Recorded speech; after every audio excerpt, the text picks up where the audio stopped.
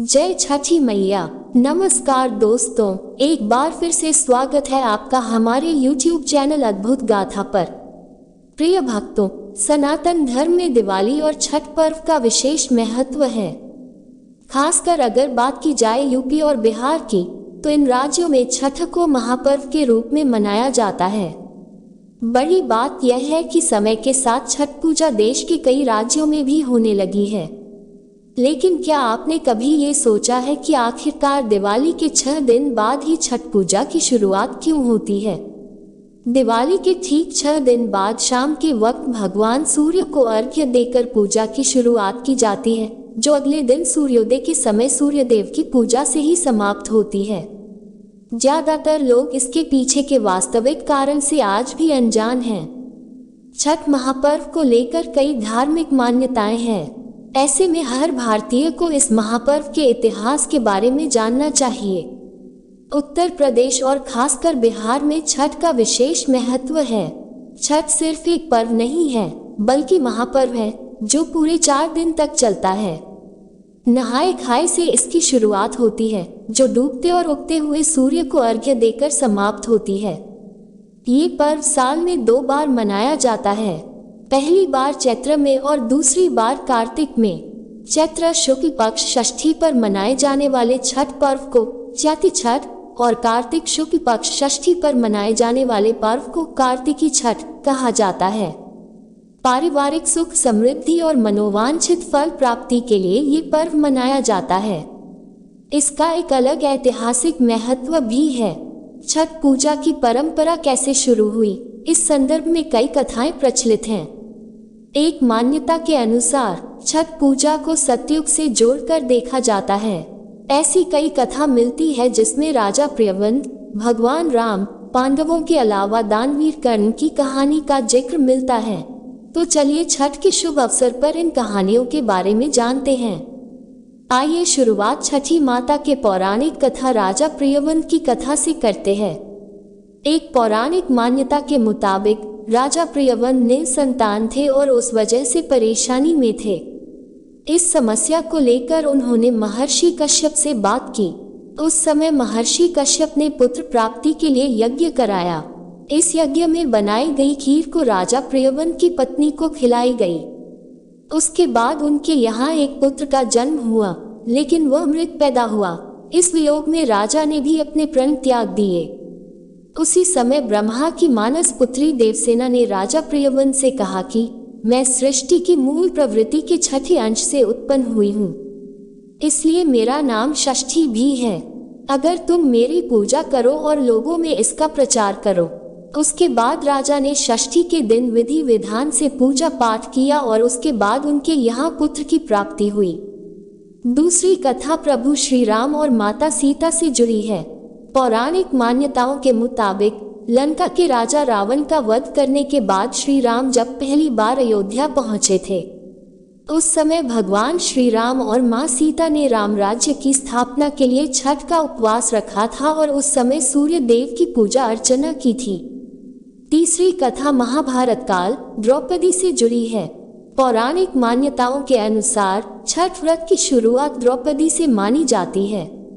द्रौपदी ने पांडवों के अच्छे स्वास्थ्य और उनके बेहतर जीवन के लिए छठी मैया का व्रत रखा था। उसके बाद पांडवों को उनका राजपाट वापस मिल गया था। इसके अलावा एक और मान्यता के अनुसार दानवीर कर्ण ने की थी सबसे पहले छठ पूजा। महाभारत के मुताबिक दानवीर कर्ण सूर्य के पुत्र थे और वो हमेशा सूर्य की पूजा करते थे। इस कथा के अनुसार सबसे पहले कर्ण ने ही सूर्य की उपासना शुरू की थी। वो रोज स्नान के बाद नदी में जाकर अर्घ्य देते थे। तो ये थी छठ महापर्व से जुड़ी कुछ पौराणिक कथा। दोस्तों, आपको बताएं, छठ पूजा में महिलाएं संतान के स्वास्थ्य, सफलता और दीर्घायु के लिए पूरे 36 घंटे का निर्जला उपवास करती हैं। इस बार छठ की शुरुआत 17 नवंबर से होगी। छठ पूजा का पर्व कार्तिक शुक्ल की षष्ठी को मनाया जाता है। इसे सूर्य षष्ठी भी कहा जाता है। ये पर्व दिवाली के 6 दिन बाद मनाया जाता है। उत्तर भारत के राज्य बिहार, झारखंड और पूर्वी उत्तर प्रदेश में छठ का पर्व बड़े ही धूमधाम से मनाया जाता है। इस दिन सूर्य देव और छठी मैया की पूजा की जाती है और उन्हें अर्घ्य दिया जाता है। 4 दिनों तक चलने वाले छठ की शुरुआत नहाय खाए के साथ होती है। छठ पूजा का व्रत संतान की दीर्घायु, सौभाग्य और खुशहाल जीवन के लिए किया जाता है। महिलाएं छठ पूजा में 36 घंटे का निर्जला व्रत रखती हैं।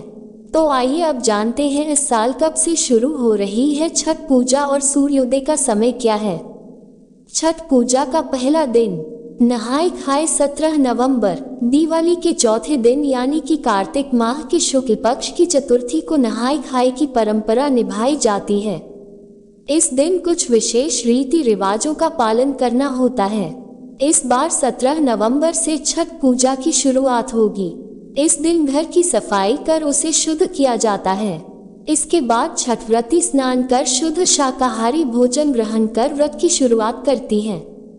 नहाय खाए में व्रती सहित परिवार के सभी सदस्य चावल के साथ कद्दू की सब्जी, चने की दाल, मूली आदि ग्रहण करते हैं।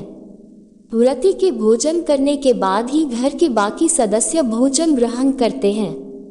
छठ पूजा का दूसरा दिन खरना 18 नवंबर, दूसरे दिन कार्तिक शुक्ल पंचमी को भक्त दिन भर का उपवास रखते हैं। इस दिन को खरना कहा जाता है। इस दिन सुबह व्रती स्नान ध्यान करके पूरे दिन का व्रत रखते हैं। अगले दिन भगवान सूर्य को अर्घ्य देने के लिए प्रसाद भी बनाया जाता है। शाम को पूजा के लिए गुड़ से बनी खीर बनाई जाती है। इस प्रसाद को मिट्टी के नए चूल्हे पर आम की लकड़ी से आग जलाकर बनाया जाता है। छठ पूजा का तीसरा दिन डूबते सूर्य को अर्घ्य 19 नवंबर, कार्तिक शुक्ल पक्ष की षष्ठी तिथि छठ पूजा की मुख्य तिथि होती है। व्रती इस दिन शाम के समय पूरी श्रद्धा के साथ पूजा की तैयारी करते हैं। बांस की टोकरी में अर्घ्य का सूप सजाया जाता है। इस दिन व्रती अपने पूरे परिवार के साथ डूबते सूर्य को अर्घ्य देने घाट पर जाती हैं। संध्या अर्घ्य भी कहा जाता है।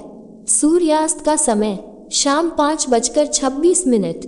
छठ पूजा का चौथा दिन उगते सूर्य को अर्घ्य 20 नवंबर, चौथे दिन यानी कार्तिक शुक्ल सप्तमी की सुबह उगते हुए सूर्य को अर्घ्य दिया जाता है। इस दिन सूर्योदय से पहले ही भक्त सूर्य देव की दर्शन के लिए पानी में खड़े हो जाते हैं और उगते हुए सूर्य को अर्घ्य देते हैं।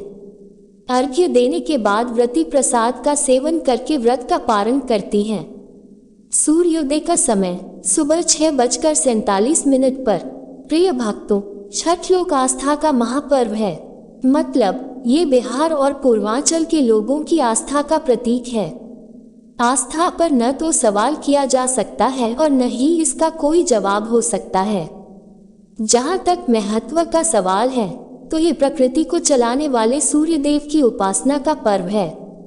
ये देवी कात्यायनी से आशीर्वाद मांगने का पर्व है। छठ दिखाता है कि जिसका अंत है उसका उदय भी होगा। आखिर हम छठ क्यों मनाते हैं? वास्तविक रूप से इस सवाल का जवाब कोई नहीं दे सकता। ये बिहार के सनातन हिंदू धर्मावलंबियों के घर घर में होने वाला पर्व है। जो अपने घर में नहीं करते वह दूसरों के घर में जाकर करते हैं। जो दूसरों के घर पर नहीं जाते वह घाट पर जाकर अर्घ्य देते हैं। कोई मनोकामना के साथ करता है, कोई पूरा होने पर करता है, तो बहुत सारे लोग यूं ही करते हैं आस्था के कारण। मनोकामना छठी मैया पूरी करती हैं और आस्था सूर्य देव के प्रति दिखाते हैं। बहुत से लोगों का ये प्रश्न होता है, सूर्य देव तो ठीक है पर छठी मैया कौन है? तो उन्हें बता दे, सूर्य देव तो इस प्रकृति की ऊर्जा स्रोत हैं। छठी मैया देवी कात्यायनी हैं। ये सूर्य देव की बहन हैं। नवरात्र में भी हम देवी कात्यायनी की पूजा षष्ठी को करते हैं, मतलब नवरात्र के छठे दिन। सनातन हिंदू धर्म में जन्म के छठे दिन भी देवी कात्यायनी की ही पूजा होती है। इन्हें संतान प्राप्ति के लिए भी प्रसन्न किया जाता है। संतान के चिरंजीवी, स्वस्थ और अच्छे जीवन के लिए देवी कात्यायनी को प्रसन्न किया जाता है। छठी मैया यही हैं, इसलिए ये समझना मुश्किल नहीं। शेष छठ में सूर्य देव की पूजा तो घाट पर होती है, खरना पूजा पहले छठी मैया के लिए ही होती है। तो सवाल ये भी उठता है कि आखिर छठ में सबसे ज्यादा महत्व किसका है? तो आपको ये भी बताते चले कि किसी एक बात का ज़्यादा या किसी का कम महत्व नहीं है, लेकिन सबसे ज़्यादा ध्यान शुद्धता और सात्विकता का रखना पड़ता है। कार्तिक मास शुरू होते ही लहसुन प्याज खाना अमूमन बंद हो जाता है। धनतेरस या दीपावली से ज़्यादातर लोग सेंधा नमक खाना शुरू करते हैं। यह एक तरह से शुद्धता का माहौल बनाने का प्रयास होता है। छठ के लिए अनिवार्य शुद्धता का मानक पूरा करने के लिए पूर्ण सात्विक होना पड़ता। नहाय खाए से छठ व्रत की शुरुआत होती है। मन कर्म और वचन से शुद्ध होना पड़ता है। नहाय खाए का मतलब तामसी प्रवृत्तियों की सफाई है। शारीरिक रिश्तों में दूरी रखनी होती है। कम और सुपाच्य भोजन ग्रहण करना होता है ताकि शरीर का भीतरी हिस्सा भी साफ हो जाए। नहाय खाए में अरवा चावल का भात और चने की दाल के साथ कद्दू डालकर बने दल कद्दू को हर कोई खाता है। ये पूजा के लिए अलग रखे बर्तन में बनता है और यथासंभव मिट्टी के चूल्हे पर लकड़ी की आग पर। ये भोजन शुद्ध घी में ही बनता है। छठ व्रत सबसे कठिन व्रतों में से एक है। नहाय खाए के साथ ही व्रती की परीक्षा शुरू होती है। नहाय खाए में शुद्ध सात्विक भोजना मिला, लेकिन उसमें सेंधा नमक रहेगा। खरना के दिन मतलब सूर्योदय से शाम में पूजा होने तक जल भी ग्रहण नहीं करना है। खरना पूजा 18 नवंबर को है। सूर्यास्त के बाद शाम में भोजन ग्रहण करने से पहले एकाग्रता से छठी मैया का पूजन किया जाता है। छठी मैया का विधिवत पूजन यानी दीप प्रज्वलन, पुष्प अर्पण, सिंदूर अर्पण इत्यादि क्रम से पूजन किया जाता है। इसके बाद मीठा भोजन ग्रहण करना है। मुख्यतः खीर, घी लगी रोटी अथवा घी में तली पूरी एवं फल ग्रहण किया जाता है। इस दिन व्रती यही सब भोजन करते हैं। पूजा के समय उसी कमरे में खाने के साथ जो पानी पी सके, उसके बाद सुबह के अंतिम अर्घ्य के बाद ही अन्न जल ग्रहण का विकल्प होता है। मतलब 18 नवंबर को एक बार शाम में मीठा खाना और पानी, फिर सीधे 20 नवंबर को अर्घ्य देने तक निर्जला। तो भक्तों, ये थी छठ महापर्व से जुड़ी कुछ महत्वपूर्ण और विशेष बातें। आशा करते हैं आपको आज की वीडियो अत्यंत पसंद आई होगी। यदि इस पवित्र पावन कथा को कहते हुए मुझसे कोई त्रुटि हुई है तो आप सबसे हाथ जोड़कर क्षमा प्रार्थी हूँ। यदि आपको हमारी वीडियो पसंद आई है तो एक लाइक करें और कमेंट में प्रेम से जय छठी मैया, जय सूर्य देव अवश्य लिखिएगा। भगवान सूर्य और माता छठी आप सब पर अपना आशीष बनाए एवं आपके परिवार में मंगल करें। इसी मनोकामना के साथ आज के लिए इतना ही। मिलते हैं अगली वीडियो में। तब तक के लिए नमस्कार।